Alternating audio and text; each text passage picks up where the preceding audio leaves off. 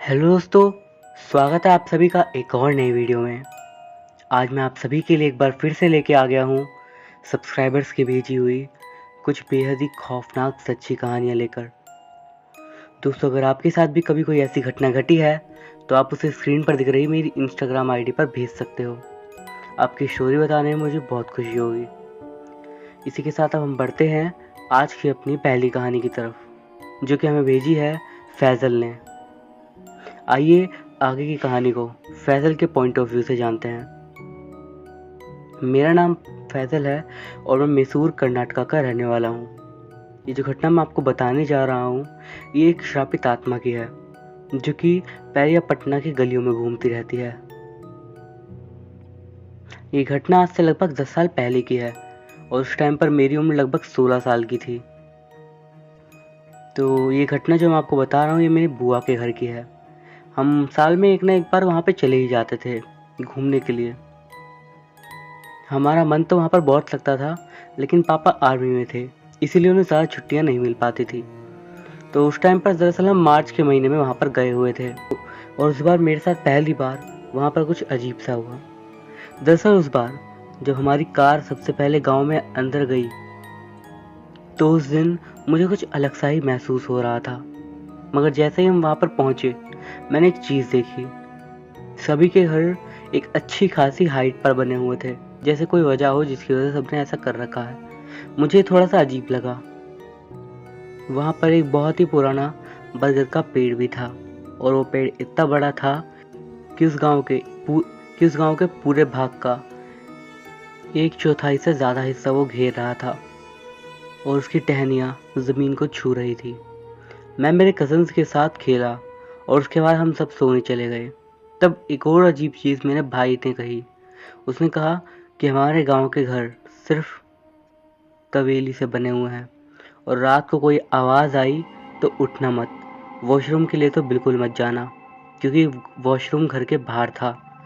मुझे लगा कि ये सब मुझे डरा रहे थे और मैंने ये सब मजाक समझा और उसके बाद सब लोग सो गए।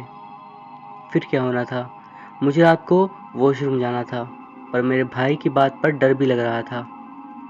मैं इन सब बातों को ध्यान से हटाकर एक बार फिर से सोने की कोशिश करने लगा, लेकिन तभी मुझे पायल की आवाज़ आने लगी। एकदम तेज़ तेज़ पायल की, मानो कोई शायद नाच रहा हो। वो आवाज़ एकदम मेरे ऊपर से आ रही थी। ऐसा लग रहा था कि वो आवाज़ मेरे एकदम ऊपर वाली कवेलियों से आ रही थी। मैं बहुत ज़्यादा डर गया, इतना ज़्यादा कि मेरे अंदर इतनी हिम्मत भी नहीं थी कि मैं किसी को जगा के बोल दूँ। थोड़ी देर के बाद जब मुझसे वॉशरूम कंट्रोल नहीं हुआ तब मुझे मजबूरन बाहर जाना पड़ा। पूरे गांव में एकदम चुप्पी छाई हुई थी और बहुत ही ठंडी ठंडी हवा चल रही थी। मार्च का महीना था, वो भी कर्नाटका में। जैसे ही मैं वॉशरूम से बाहर निकला तभी मेरी नज़र एक सफ़ेद सी रुईनुमा शख्स पे गई। वो ठीक मेरे बुआ के घर के सामने ही थी। उसके पैर में घुंघरू थी और वो एकदम पागल की तरह नाच रही थी। मैं डर के मारे एक बार फिर से वॉशरूम के अंदर चला गया और अंदर से खुद को लॉक कर लिया। पहले के वॉशरूम्स में मेटल की शीट होती थी दरवाजे पर और जो कि आवाज़ बहुत ज़्यादा करती थी। इस दरवाजे का भी वही हाल था और वो आवाज़ उस औरत ने सुन ली थी और जब वो मेरी तरफ घूमी मैं उसे देख पा रहा था एक छोटे से छेद से। मैंने देखा कि उसकी हाइट कम से कम 10 फीट से ज़्यादा ऊंची होगी और उसके आसपास एकदम अजीब सा सफ़ेद उजाला था। वो मेरी तरफ को आने लगी। तभी जो हुआ उसे देखकर मेरे होश उड़ गए। वो जो बरगद का पेड़ था उसके पीछे से एक बहुत ही डरावनी और तेज चीख निकली और उस पेड़ से एक काला साया निकला जो कि साइज में बहुत ज़्यादा बड़ा था और उसके पैर में एक कड़ा था और मानो वो मुझे बचाने के लिए ही आया हो। मैं उस सूरत को देख पा रहा था, लेकिन उस काले साए का कोई आकार नहीं था, सिर्फ पैरों को छोड़कर। तभी वहाँ मस्जिद से मौलवी आए और मुझे लेकर वहाँ से मस्जिद ले चले गए। उस रात मैं नहीं सोया और सुबह की नमाज तक वहीं पर रहा। तब मेरी बुआ और मेरे फूफा जी मुझे ढूंढते ढूंढते मस्जिद आ गए और तब तक मुझे उस हजरत ने सब कुछ बता दिया था कि वो एक श्रापित चुड़ैल थी जो बच्चों का शिकार करती है और उनकी बलि चढ़ा दी है। और वो जो काला साया आया था वो उस गांव के करीब एक मज़ार थी, उस वाली अल्लाह की तरफ से आए थे। और इसी दौरान उन्हें कुछ अंदेशा सा हुआ और वो उस जगह पर देखने चले गए थे, क्योंकि अक्सर वहाँ पर ऐसा होता था। इसी वजह से वो मुझे बचा पाए और उस शियाल को श्राप दिया था कि वो कभी माँ नहीं बन सकती, इसीलिए उस गांव में एक भी बच्चा पैदा नहीं होता, और अगर होता भी है तो वो मरा हुआ। कई बार ऐसा भी हुआ है कि बच्चे की पीठ के पीछे एक अजीब से हाथ का निशान मिल जाता है। इसीलिए इस गांव में कोई भी औरत अगर प्रेग्नेंट होती है तो वो दूसरे गांव में या फिर कहीं शहर में चली जाती है और काफ़ी टाइम बाद ही लौटकर यहाँ पर आती है। ये सब बातें सुनकर मैं बहुत ज़्यादा हैरान हो गया था। मैंने कभी नहीं सोचा था कि मुझे ऐसा कुछ भी देखने को मिलेगा। खैर, जब ये सब मेरे घर वालों को पता चला तो मुझे घर पर डांट भी बहुत पड़ी और उन्हें मेरी फिक्र भी थी। लेकिन तब से लेकर ये बात आज तक मेरे जहन में है, और जब भी उस गांव में जाता हूँ तो रात में तो नहीं ही रुकता। तो दोस्तों, ये थी हमारी आज की पहली कहानी। अब हम बढ़ते हैं आज की अपनी अगली कहानी की ओर, और ये कहानी हमें बताई है हमारे सब्सक्राइबर अंश पाठक ने। आइए आगे की स्टोरी को उन्हीं के पॉइंट ऑफ व्यू से जानते हैं। मेरा नाम अंश है और मैं बक्सर बिहार का रहने वाला हूँ। ये मेरे पापा के गांव की कहानी है। दरअसल काफ़ी टाइम पहले की बात है। उस गांव में दो भाई रहा करते थे। उन लोगों का घर गांव के बाकी घरों से थोड़ी दूरी पर था, यानी कि गांव के थोड़े आउटर एरिया में था। एक बार उन दोनों ने रात में खेत में रुकने का प्लान बनाया था। गांव में अक्सर बच्चे ऐसा करते हैं। यही सब सोच सोच के वो लोग दिन भर सो गए ताकि रात में उन्हें नींद ना आए। और जब रात के 8 बजे तो छोटे भाई की नींद खुली। उसने देखा कि बाहर अंधेरा हो गया है और उसका बड़ा भाई दिखाई भी नहीं दे रहा। वो शायद खेत में चला गया होगा, मुझे डिस्टर्ब नहीं किया होगा। यही सोचकर वो भी खेत में चला गया, पर असल में बड़ा भाई उस वक्त वॉशरूम में गया हुआ था। अगर छोटा भाई वहाँ पर गया तो उसे खेत में कुछ आवाज़ सुनाई दी। वो आवाज़ कुदाल की थी। जब वो उधर वहाँ पर देखने के लिए गया तो उसने देखा कि उसका बड़ा भाई वहाँ पर कुदाल से कुछ काम कर रहा है। उसने देखा कि उसके साइड में ही एक और कुदाल पड़ी हुई थी। उसने बिना कुछ बोले ही वो कुदाल उठाई और वहाँ पर उसने भी उसके साथ खोदना शुरू कर दिया। लेकिन जैसे ही छोटे भाई ने कुदाल के साथ काम करना शुरू करा, बड़े भाई ने कुदाल छोड़ दी। लेकिन तब भी छोटा भाई वहाँ पर खुदाई करता रहा। अब छोटा भाई काफ़ी देर तक काम करते करते थक गया, तो उसने अपने बड़े भाई से रेस्ट लेने की परमिशन ली, पर बड़े भाई ने डांट कर उसे मना कर दिया।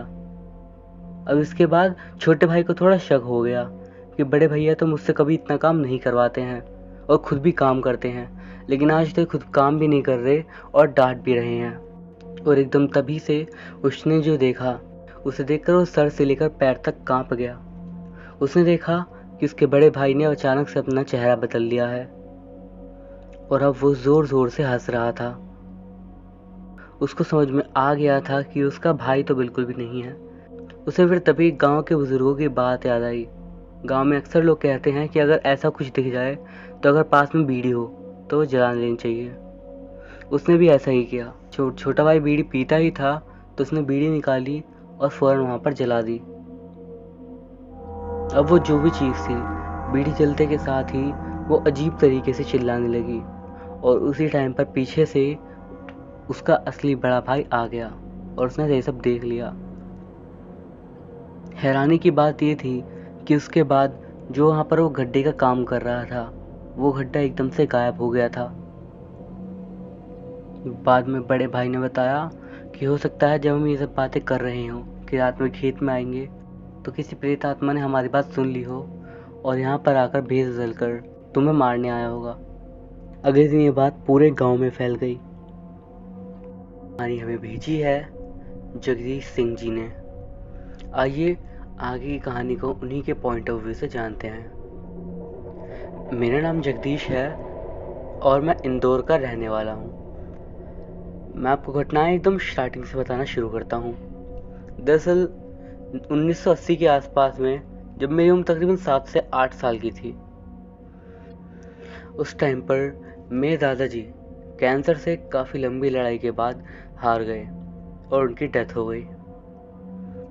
मुझे कहते हुए बुरा लग रहा है, पर इससे हमारी फैमिली को काफ़ी ज़्यादा राहत सी मिली थी, क्योंकि सही में कैंसर ने जो उनकी हालत कर दी थी, उसे देखकर किसी को भी उन पर दया आ जाती थी और आखिरकार उन्हें अपने दर्द से मुक्ति मिल गई थी। मेरे दादाजी एक ऐसे इंसान थे जिन्होंने अपनी ज़िंदगी में बहुत ही पैसा बनाया था और उनके जाने के बाद वो सारा पैसा और प्रॉपर्टी हमें ही मिली थी। अब बात आई थी उसे खर्च करने की। अब क्योंकि मेरी दादी जी काफ़ी टाइम पहले ही गुजर चुकी थी, तो सब कुछ मेरे पापा जी को मिल गया। और कुछ टाइम बाद काफ़ी सोचने के बाद मेरे मम्मी पापा ने सोचा कि क्यों ना इन पैसों से अपना सपनों का घर बनाया जाए। और उन्होंने ये सोचा कि उनका घर शहर के बीचों बीच नहीं, बल्कि शहर के किसी आउटर एरिया में हो, जहाँ पे थोड़ा जंगल या फिर सुनसान टाइप का एरिया हो। जल्द ही मेरे पापा ने एक बेहद ही बड़ा और खूबसूरत घर ले लिया और उसी के साथ में ही एक प्रॉपर्टी जो कि तकरीबन 80 एकड़ की थी। मुझे याद है जब मैं सबसे पहली बार उस घर के दरवाजे के अंदर गया था, लकड़ी के फ्लोर की वो खुशबू और बाहर की घासों से आ रही ताज़ी हवा। मेरी मम्मी ने मुझ पे और मेरे भाई पे छोड़ दिया था कि हमें कौन सा कमरा चूज़ करना है। रूम के बारे में मैंने ज़्यादा कुछ नहीं सोचा और मेरे भाई ने क्योंकि आगे वाला रूम ले लिया था, तो मुझे रूम मिला सबसे कोने वाला, जो कि मेरे मम्मी पापा के कमरे से सबसे दूर भी था। उस रूम में 2 खिड़कियाँ थी जो कि बाहर खेतों की साइड खुलती थी और मेरे ही रूम में था एक छोटा सा स्टोर रूम, जिसमें मैं क्या रखता मुझे इस बात का कोई भी आइडिया नहीं था। अब जो मैं आपको घटना बता रहा हूँ ये पहले दिन की ही है। अब वो जो छोटा सा स्टोर रूम था, मैंने सोचा कि क्यों ना उस स्टोर रूम में मैं अपने खेलने का सामान रख दूँ, और उसी दिन मैं वहाँ पे बैठकर अपना सामान संगवा रहा था। मुझे आज भी अच्छे से याद है कि मैंने अपने बेडरूम रूम का छोटा वाला दरवाज़ा खुला रखा था ताकि वहाँ से लाइट्स आ जाए अंदर की तरफ। वैसे उस छोटे से स्टोर रूम में भी लाइट लग रही थी, लेकिन वो एकदम पीछे की साइड थी और मैं वहाँ पर जाना नहीं चाहता था, क्योंकि कहीं ना कहीं अंधेरे से मुझे थोड़ा डर सा लगता था। अब मैं वहाँ पर बैठकर अपना काम कर ही रहा था कि तभी अचानक से दरवाज़ा एक जोर से झटके के साथ बंद हुआ। मैं एकदम से पीछे मुड़ा और मैंने पीछे देखा तो पीछे से बेडरूम की तरफ से कोई रोशनी नहीं आ रही थी, क्योंकि अब दरवाज़ा बंद हो चुका था। मैं सच में बहुत ज़्यादा डर गया था और मैंने फ़ौरन अपने भाई का नाम लेकर ज़ोर ज़ोर से चिल्लाया, क्योंकि मुझे लग रहा था कि वो शायद मेरे साथ मजाक कर रहा है, लेकिन बदले में कोई भी रिप्लाई नहीं आया। मैं एक बार फिर से गेट के पास गया और गेट को खींचने लगा, लेकिन गेट कहीं पर फंस गया था और मैं उस अंधेरे में।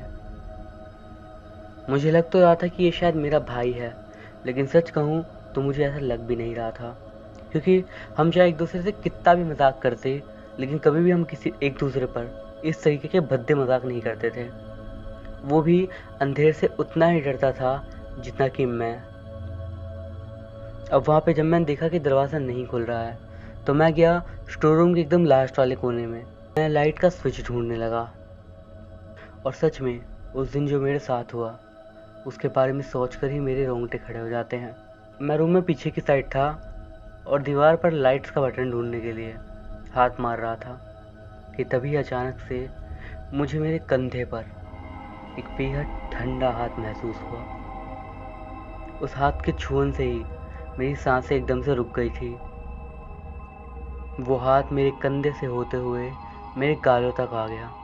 मैं आपको बता भी नहीं सकता कि मैं कितनी ज़ोर से चीखा होऊंगा। मुझे नहीं पता मैंने ऐसा क्यों करा, पर मैं एकदम से पागल सा हो गया और फ़ौरन दरवाजे पे जाके ज़ोर ज़ोर से उसे पीटने लगा। इतने में मेरे पापा आ गए और उन्होंने दरवाज़ा ज़ोर से खोला। फ़ौरन मैं बाहर निकलते के साथ ही उनसे चिपक गया और वापस मैंने इस स्टोर रूम के अंदर की ओर देखा। जहाँ अंधेरा था, अब वहाँ पर काफ़ी हद तक लाइट आ गई थी और दरवाज़ा खुला हुआ था। एक और चीज़ जो थोड़े हैरान करने वाली थी, वो ये कि पीछे रखा हुआ मेरा बैट अब वहाँ पर नहीं था। मैंने इस बारे में ज़्यादा सोचा नहीं, और चुपचाप एकदम शांत हो गया। मेरे पापा ने मुझसे तुरंत पूछा, क्या हो गया बेटा? मुझे पता भी नहीं चला था कि मैं कब रोने लग गया था। उन्होंने धीरे धीरे मेरे आंसू साफ करे और मुझसे पूछा, और तब मैंने अपने पापा को सारी बात बता दी। लेकिन उन्होंने यही कहा कि मेरे अंधेरे के डर के अलावा और कुछ भी नहीं है। और मेरी मम्मी ने मुझसे कहा कि जब हम बहुत ज़्यादा डरे होते हैं तो हम उन चीज़ों को देख पाते हैं और फील कर पाते हैं जो कि वहाँ पर होती ही नहीं है। उन्होंने इसका एग्जाम्पल भी दिया कि जब हम अंधेरे में बैठे रहते हैं तो कोई कुर्सी या फिर किसी तरह की टेबल भी हमें ऐसी लगती है जैसे वो कुछ और हो। मैं अपने मम्मी पापा से बहुत प्यार करता था और उनकी बातों को हमेशा मानता था, लेकिन नहीं, इस बार नहीं। मुझे अच्छे से याद है कि जो चीज़ मैंने महसूस करी थी वो असली थी। वो जो हाथ मेरे पीछे मेरे कंधे पर आया था, ना तो वो मेरा था और ना ही वो मेरी इमेजिनेशन थी। एक दिन हुआ यूँ कि शाम में हम सब पूरी फैमिली बैठकर लूडो खेलने वाले थे और हम सब मेरे ही रूम में थे। तो पापा उस स्टोर रूम के अंदर गए थे लूडो लाने के लिए, और यकीन मानिए उस दिन से तब तक मैं उस स्टोर रूम की तरफ देखा भी नहीं था। और उस दिन जब पापा वहाँ पर अंदर गए तो मैं लगातार उन्हें निहारे जा रहा था कि कहीं कुछ अजीब ना हो जाए। उन्होंने उस दिन पहली बार उस स्टोर रूम में अच्छे से ध्यान से देखा, और दरवाज़ा देखने के बाद वो मेरे पास आए और उन्होंने कहा, अच्छा रहेगा तुम अंदर ना ही जाओ, दरवाजे में कोई प्रॉब्लम है मेरे ख्याल से, शायद वो बंद हो जाएगा फिर से। मैंने बस हाँ में अपनी गर्दन हिला दी। अगले कुछ महीनों तक छोटी मोटी अजीब चीज़ें होती ही रहती थी, और ख़ास तौर पे घर के उसी पार्ट में। आप यकीन नहीं मानेंगे, मेरे कपड़े जो कि अक्सर अलमारी में रखे रहते थे वो कई बार वहाँ पर बेडरूम के फ्लोर पर पड़े जाते थे या फिर स्टोर रूम के बाहर। मैं हर रोज़ रात में वहाँ का दरवाज़ा बंद कर देता था, लेकिन अगले दिन जब मैं सुबह उठ के देखता तो वहाँ का दरवाज़ा मुझे खुला ही मिलता। एक दिन जब मैं बाहर से खेल कर घर आया तो मुझे मेरी मम्मी से बहुत ज़्यादा डांट पड़ी मेरे कमरे की हालत के लिए। और जब मैं अपने कमरे के अंदर गया तो मैं भी एकदम हैरान था, क्योंकि मेरे कमरे की हालत बहुत बिगड़ी हुई थी, सारा सामान इधर से उधर फैला हुआ था। उन्होंने सोचा कि ये सब मैंने ही किया है। मुझे तो सबकी आदत हो गई थी, लेकिन आज जो हुआ था वो हमेशा से कहीं ज़्यादा बदतर था। मैं भी काफ़ी ज़्यादा हैरान था, लेकिन मैं अपनी मम्मी से कुछ भी कहता उस बात से कोई फ़र्क नहीं पड़ता। उन्होंने बस इतना कहा कि मैं अपने रूम को साफ़ कर लूँ जल्दी से जल्दी, और वो देखने के लिए आएंगी। मैं अपसेट तो बहुत था, लेकिन मुझे ये करना ही था। मैं जितनी जल्दी कर सकता था मैंने उतनी जल्दी सारे काम निपटाने की कोशिश करी, पर मैं उस स्टोर रूम के अंदर नहीं जाना चाहता था। लेकिन उसके अंदर भी काफ़ी सारा सामान फैला हुआ था और इसीलिए मुझे अंदर जाना ही था। आप ही सोचो, आप एक ऐसे रूम में जाना चाहोगे क्या जहाँ पर आपको पता हो कि किसी ने आपके रूम की हालत ख़राब कर दी है, और आप जानते भी हो कि ना तो वो आप हो और ना ही वो आपका भाई है, क्योंकि हम दोनों ही बाहर थे। और मुझे नहीं लगता कि हमारे घर में हमारे मम्मी पापा को ये सब काम करना शोभा देगा। मैं जानता था ये वही चीज़ है जो कि उस स्टोर रूम के अंदर थी, वही ये सब कर रही है। अब वहाँ पर कागज़ के बहुत सारे टुकड़े पड़े हुए थे जिन्हें उठाने में मुझे काफ़ी टाइम लग गया। मैं बड़ी मुश्किल से वहाँ पर अंदर गया था और मैं लगातार गेट के पास ही बैठा हुआ था ताकि गेट बंद ना हो जाए। मैंने लाइट्स ऑन करी हुई थी। मैं कुछ देर तक काम करता और फिर से एक बार दरवाजे की तरफ देखता कि खुला है या फिर नहीं। ऐसा इसीलिए मैं करता था क्योंकि मुझे लगता था कि अगर दरवाज़ा खुला हुआ है तो कुछ भी नहीं हो सकता, अगर लाइट जल रही है तो कुछ भी नहीं हो सकता। लेकिन मैं गलत था। मैं बस वहाँ पर से अपना काम करके जाने ही वाला था कि जब मैंने अचानक से पीछे गेट की तरफ देखा तो मैंने देखा कि मेरे सामने एक औरत खड़ी थी। पहली नज़र में न जाने मुझे क्यों लगा कि वो शायद मेरी मम्मी थी, लेकिन फिर मैंने ध्यान दिया कि वो मेरी मम्मी की हाइट से काफ़ी ज़्यादा लंबी थी। उसके बाल एकदम फैले हुए थे और उसके घुटने तक आ रहे थे पीछे की तरफ से। वो दूसरी तरफ अपना फेस करके खड़ी हुई थी। उसने नीले रंग की ड्रेस पहनी हुई थी। वो मेरे बेडरूम की तरफ देख रही थी।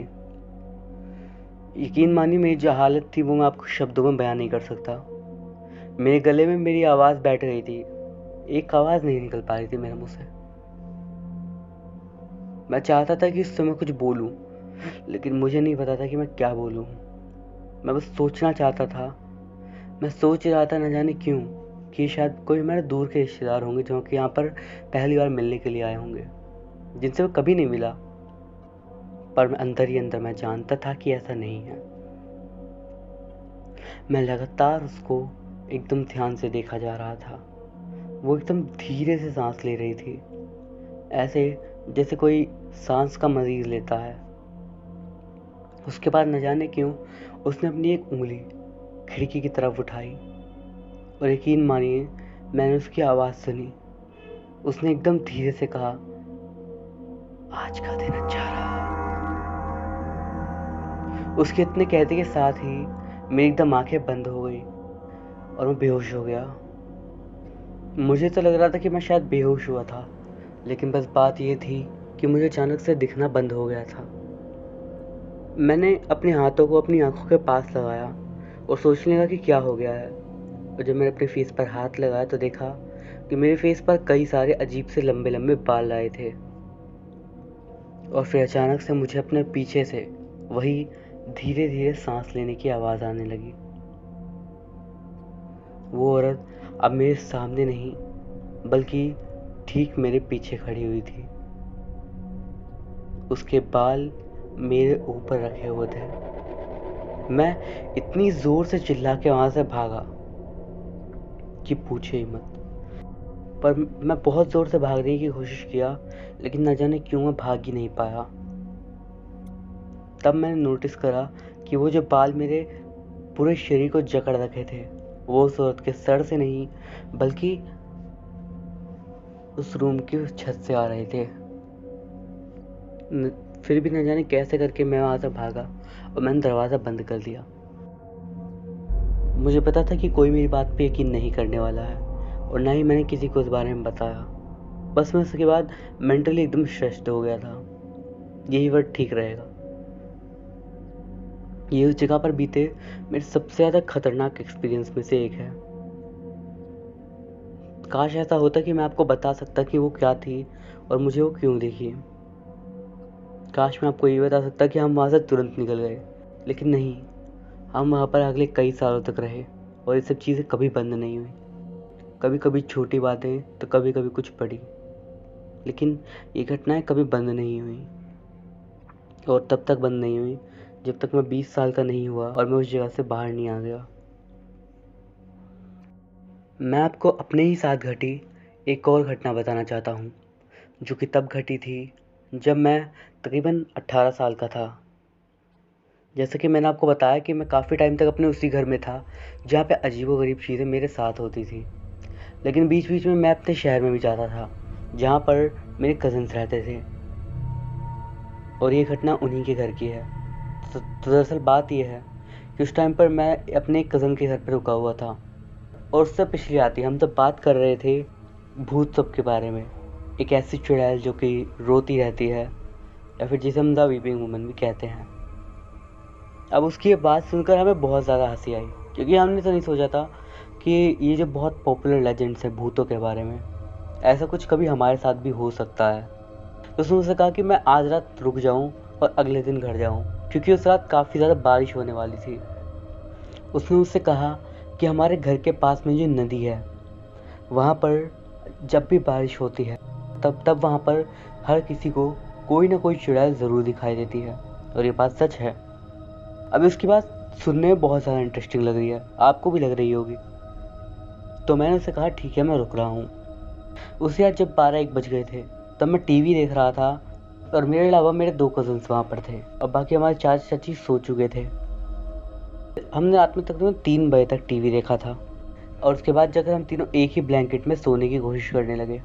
लेकिन मेरे कज़न के मन में तो और ही चल रहा था कुछ। अब मैंने उससे पूछा कि आखिर क्या कर रहे हो तुम। तो उसने मुझसे कहा कि ये सब अब पे शुरू होने ही वाला है। मैंने कहा क्या? तो उसने कहा कुछ ही देर बाद कुत्ते भौंकना शुरू कर देंगे। ये बात सुनकर उसकी मेरे को बहुत ज़्यादा हंसी आई, लेकिन यकीन मानिए कुत्ते सही में भौंकने लगे। और उसने ये भी कहा कि बाहर जो जानवर बंधे हुए हैं वो एकदम से पागल हो जाएंगे। जैसे ही उसने कहा, बाहर से अजीबोगरीब आवाज़ें आने लगी।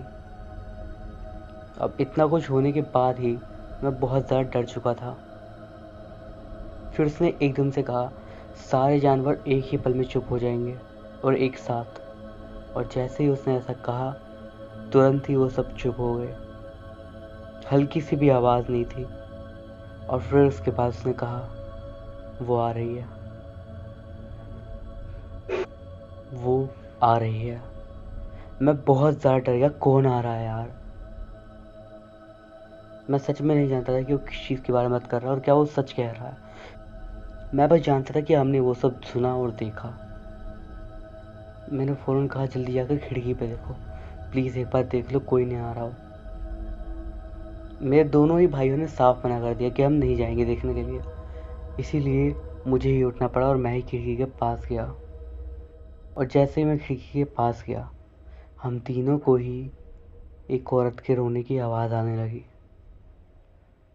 यकीन मानिए, इस छोटे से इंसिडेंट से ही हम कितने ज़्यादा डर गए थे, आप इस बारे में सोच भी नहीं सकते। अगले दिन हमने सब कुछ घर पे बताया। सबको ये सब मजाक लगा, सिवाय दादी जी को छोड़कर। उन्होंने एकदम सीरियस होकर कहा, जो तुमने सुना वो बिल्कुल सही था, वो एक चुड़ैल थी। और ये हमें हमेशा एक बात याद रखना, जब भी किसी चुड़ैल के रोने की आवाज़ दूर से आए, इसका मतलब वो तुम्हारे पास है। और अगर पास से आए तो इसका मतलब वो तुमसे दूर है। उन्होंने ये भी कहा कि अच्छा हुआ कि हमें वो दिखी नहीं, अगर वो हमें दिख जाती तो कुछ बहुत ही ज़्यादा बुरा हो जाता। इसके बाद ना इसके बारे में ज़्यादा बात हुई और ना ही हमने करी। आपके ऊपर डिपेंड है कि आप इस बात को मानते हैं या फिर नहीं। तो दोस्तों, ये थी हमारी आज की कहानियाँ। अगर आपको ये वीडियो अच्छा लगा हो तो उस वीडियो को एक लाइक ज़रूर कीजिएगा। मैं अभिषेक मिलता हूँ आपसे अगली वीडियो में। तब तक के लिए बाय।